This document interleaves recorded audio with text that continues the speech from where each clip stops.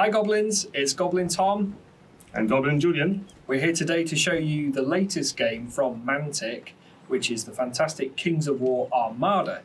So today I'm going to be fighting with the Basilians. Well, I'll be using the Dwarves. And we're going to be breaking down the turn sequences, starting off with the wind, followed by the activation orders, and showing you what happens when you interact with terrain, turn, and the best bit, collisions, which we all love. I'm looking forward to that. So that's this video, and we're going to be doing two videos in this series. This one breaking down the start and the activations. The second one will be breaking down combat and boarding actions and what happens. Okay.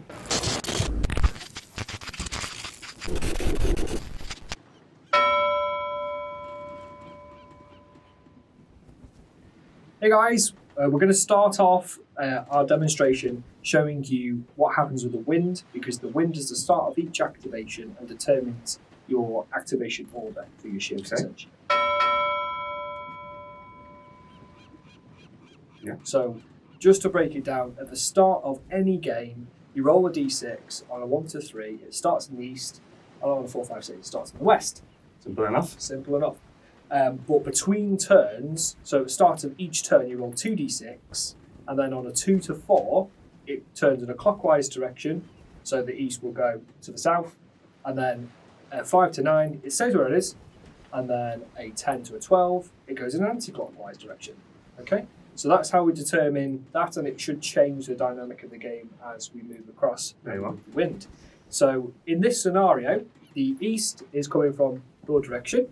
So we've already rolled for that off camera, shall we say, and we're using a laser pointer here, and this determines who gets to go first. So as you move from the east point, the direction of the wind, as soon as you contact a base, they then activate, so they have priority. So in this scenario, the Abyss has its first activation, and then it would be the Grimstone.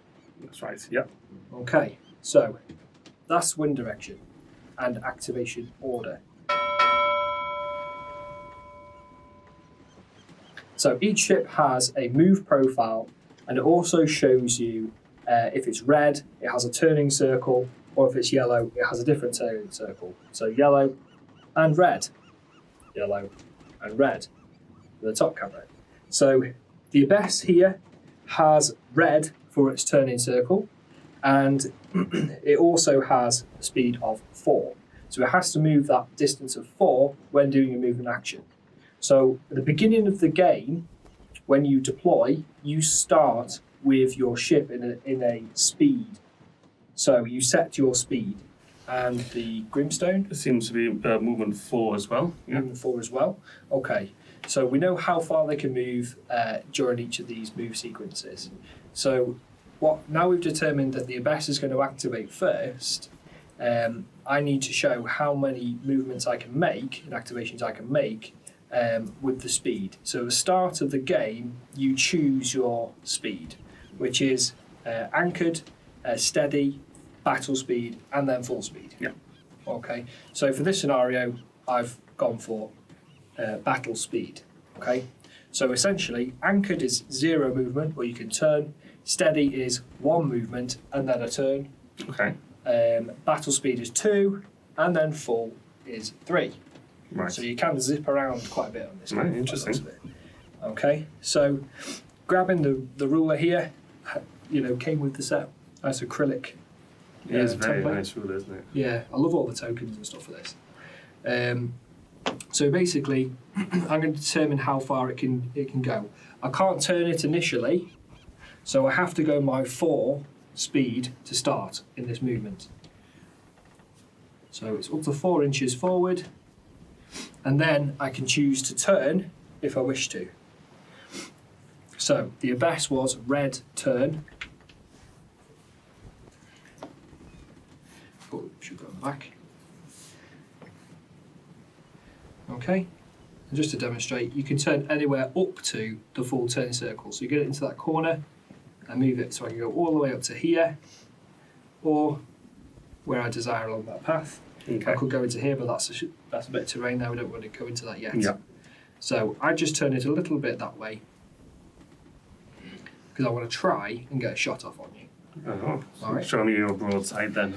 Try and get my broadside. It's probably going to Okay. average. So then I can then move again because it's in battle speed, so we get 2 movement actions.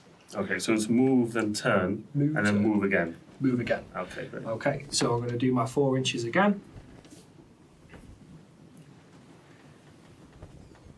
There we go. So now I could technically turn again if I wish to. Right. So what I can see here is that I potentially might be able to get a shot off on you, but I might want to just quickly turn. But if I turn too much, I'm going to collide with that rock over there, aren't I? Right, yes. So you've got to be very careful when you're driving these ships. You've got to have a lot of forward thinking, I see there, because obviously in that scenario, Yeah. if you would have gone, well, yeah, I'll just turn over to maximise my shots, then, following that, you're going to be a little bit like, be in a bit of a problem afterwards because you have to move and turn, as you said, so... Don't want to collide with an island. No. Not with a big ship like that. No, I wouldn't think so. That would absolutely destroy me. Okay, now in my scenario, if I was to go forward, I would be hitting those rocks straight away. Yeah, because Correct. your speed is 4. Right, yes. So is there anything I could do about that? There is, because luckily for you, you're a dwarf and you have engines. Okay, So that only applies to sails. right. I Because see. the wind is with you, you've already picked your speed, haven't you? So you move and then you turn. Mhm. But because he's got dwarven engineering, he's able to turn and then move. Okay, Otherwise, yes, you would have collided with that rock. right. All right. So what was your turning circle on that? My turning circle is... So because it's got the yellow, I see, right.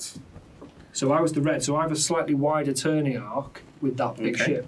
While you've got a slightly shorter turning arc, Mhm. but you can turn before you move. Right, So I okay. guess it balances out. But that's an option, right? I could always turn after the move. Yeah. So I guess you could. So with the with this, or if you have oars as well. So if you have engines or oars, you can turn, move, turn, or you can move, turn.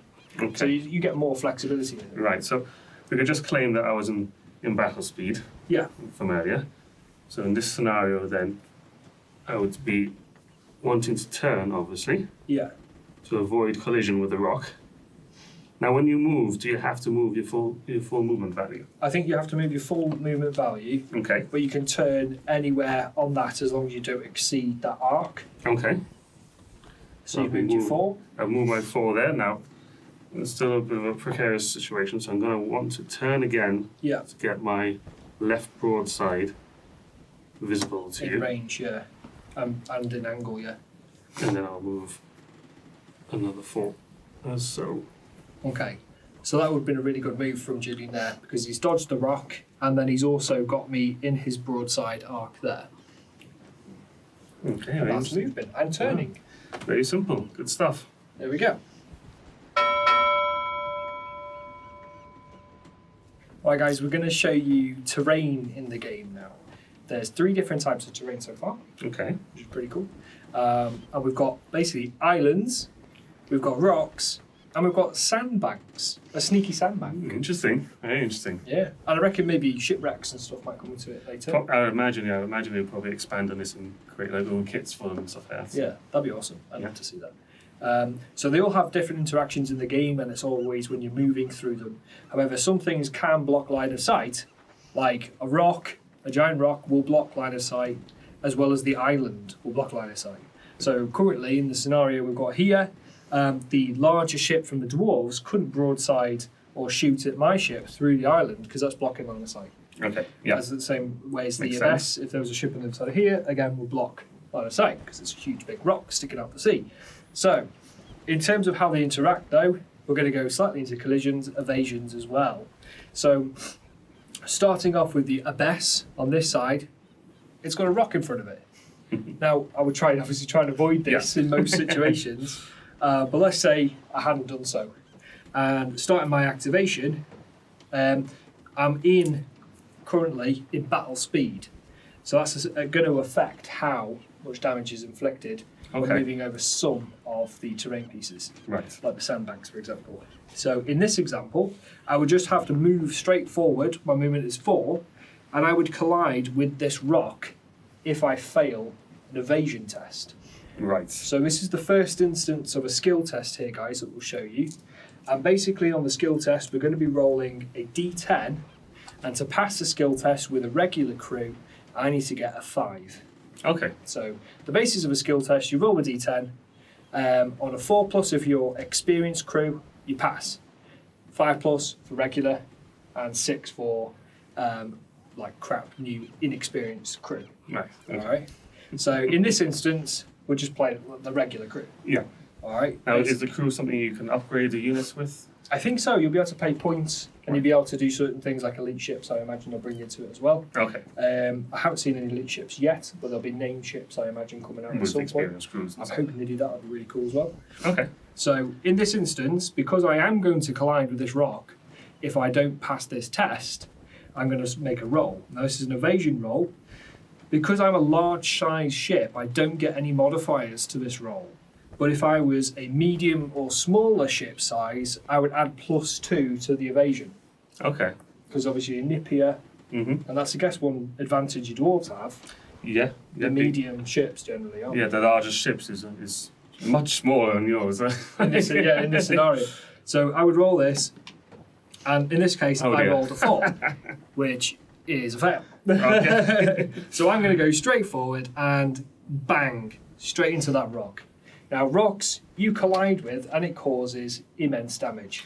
So collisions cause damage to your ship based on your size. So starting with tiny, small, medium, large, extra large ships. Okay. All right.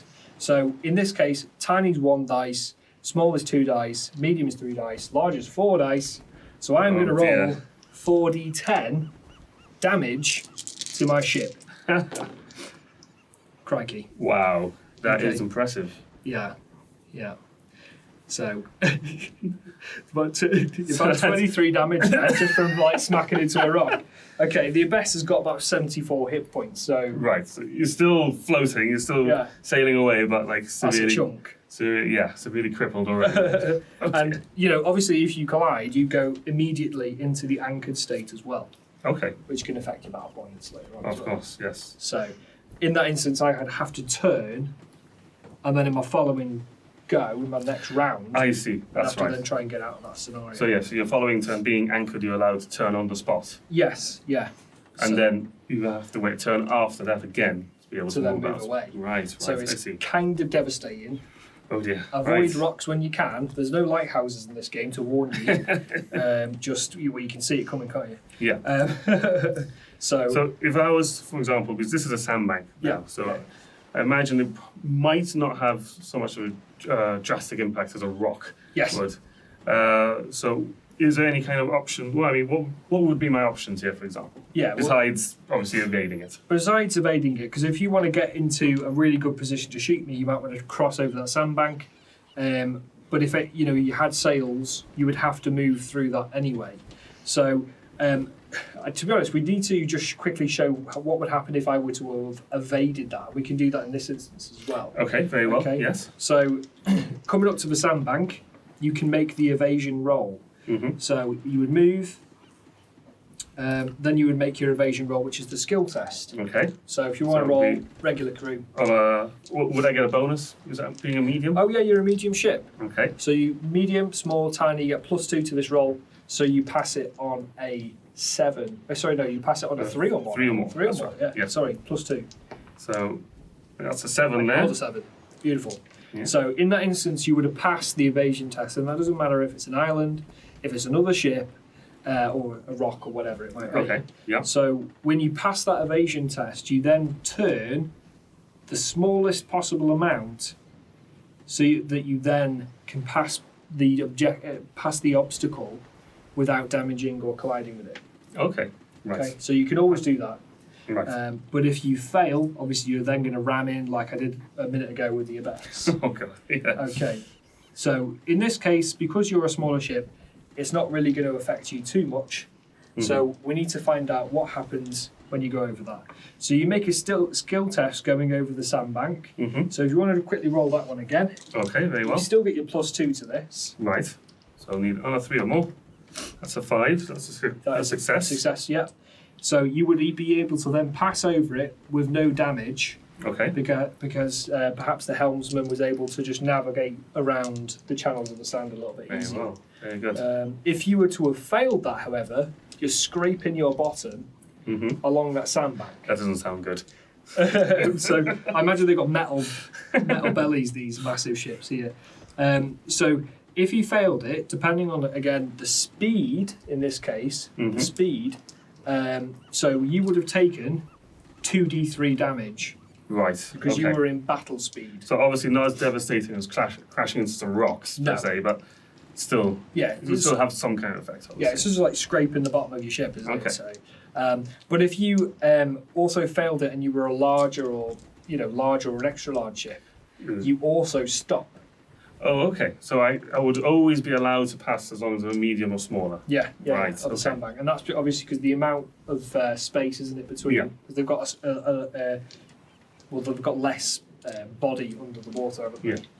Less of a keel, isn't it? And if I was to hypothetically have to end my move halfway through because I've run out of movements, per se, I would imagine, what would be the case? Would I have to take another test in my next turn?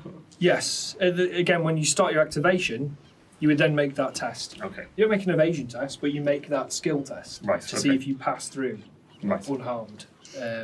But yeah, I think that would be quite devastating for the larger ship if it stopped there, dead in the water, trapped by the sandbank, taking the damage, wasting the rest of his movement, probably getting shot at a lot. And the thing is, you'll leave your opponents the opportunity to manoeuvre themselves around, knowing that you're stuck there for an entire turn. So. Exactly, yeah, that's really cool. Maybe the wind will change and you'll just be stuck there for ages. Exactly.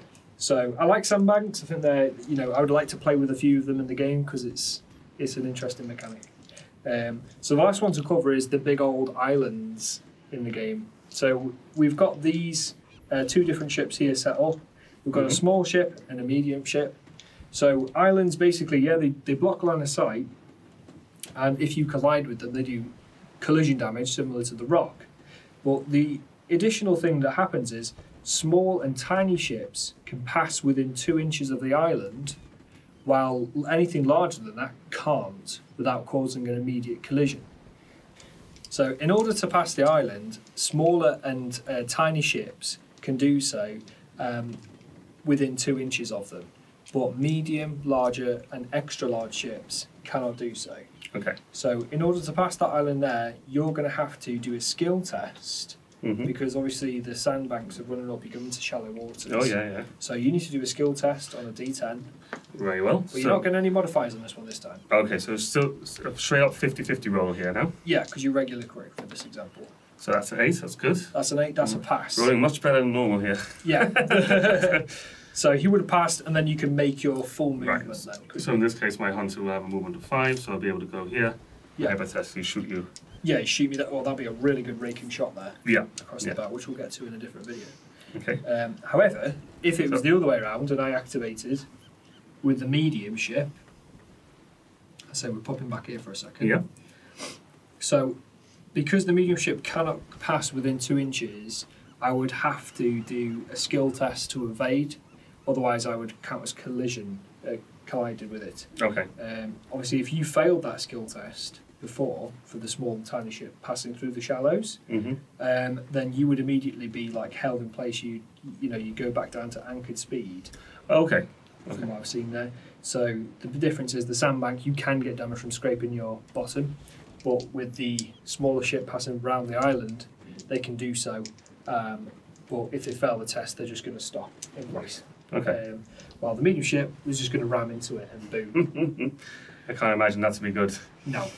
So if we move your ship back to here, we can show the final demonstration. So collisions with other ships. Yes. Which is the best bit of the game, Surely, right? Surely. That's what I'm going to do. I'm going to play orcs and I'm going to be trying to ram you. I'm coming after you. Especially with the big ship. It's got that swirly... Oh, it's like a big fist on a propeller, like... It's amazing. And there's one with a drill as well. Yeah. So that's going to be awesome. So colliding with other ships. Basically, I would have no choice but to collide with this small ship in this example. And it would just move up to here. But we have to do an evade test each. Right. Okay, because we're both like, trying to get out of the way of each other. Okay. You can see me coming. You probably just raked me there with like loads and loads of cannons. Yeah, so you're going to return the favour I'm going to be coming straight out. ramming right into... Yeah, that was a risky manoeuvre because I could probably wipe you out or something with this. So in this scenario, you can choose to make the evasion test. Okay. So if neither of us want this to happen, we're both going to roll an evasion test, which is a skill test that we both get +1 on. Okay. Now, if you are 2 size categories smaller, you get an additional +2 to this roll. Right, okay. So like a tiny little ship can nip out the way of a big ship quite easily. Okay. All right. So, you ready? Yeah, let's go for it. So 3, 6. So I managed to evade. You managed to evade. Okay. And I failed that. But because he made 1 success, then the evasion is complete. So then me as the activating player would then turn my ship as best possible to reduce the impact against the other ship. I've got a red turning, so I can probably go like that, because that's the least angle that I can take. I couldn't do the full movement, but like that. I see, right. So I just clip you, basically. So I go like that. Right. Just past you. Okay, so that would be the evasion. Mm-hmm. If we both failed that roll, which is kind of difficult in that situation. If we're both trying to avoid, yeah. Yeah, if I chose to not do it and want to ram you, and you failed your evasion test, I would come in and I would contact you here, and then we would score damage against each other based on the size differences. Right, okay. Okay, so it always is 1d10. Okay. And then for every size category over, you add an additional d10 to the damage. Oh, wow. Okay, so you're going to have double the amount of dice than I have in this scenario. So because you're a small ship, that's a medium ship, I'm going to get 2 dice. Okay. You're going to get 1 dice. You want the orange? Yeah. Here you go. There's a blue. There's a blue. Right, okay. There we go. Whoop. Cool. So I got 11 damage, you did 6 damage. I've got 6 here, yeah. Yeah. It also says that the speed, if you're at full speed when you make this collision, you add 5 damage flat to both sides. Okay. As you're going like full whack into each other. Bang. Oh, wow. So, really excited to do this with the orcs. Very nice. So basically that's collisions and a couple of interactions with the terrain. Mm-hmm. There is also optional weather as well, which is cool. Interesting. But we'll go into that in a later video. There you go. All right. There we go. We hope we've shown you now how to move and some of the mechanics involved with movement and a bit of the turns as well. Yeah. So you feel comfortable now that you can drive these you can ships? definitely see how tactical this game can be and how you have to be thinking at least 1 or 2 turns ahead. Yeah. With where you're going to be moving, where you think your opponent's going to be moving. So it's very interesting in that sense. Exactly. I'm liking what I'm seeing so far. Really excited to do it because I've played games like X-Wing and things like that before where you have to really decide where you're going to move and you have to choose your movement beforehand. Yeah. With this, you're going to have to react a bit, but you're going to have to plan properly where you're going to go. Yeah, because like ramming into an island or a rock or another player's ship. Or your own friendly ship. Or your own friendly ship, that's probably going to happen in a game, isn't it? But, they can have massive, profound impacts on the game, which is really cool. So the next video, we're going to show you about shooting and some of the other aggressive actions that happen in this game that cause all the damage. Obviously, collisions cause a huge amount of damage, but we're about shooting each other, casting spells and all that sort of thing. Very cool. So, yeah, we're going to go over shooting, boarding actions, and a few other things in the next video. So catch you then.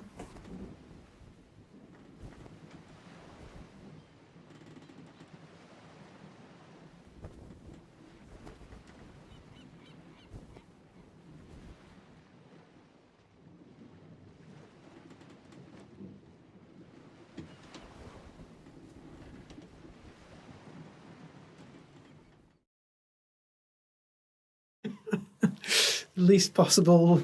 Least possible shootouts.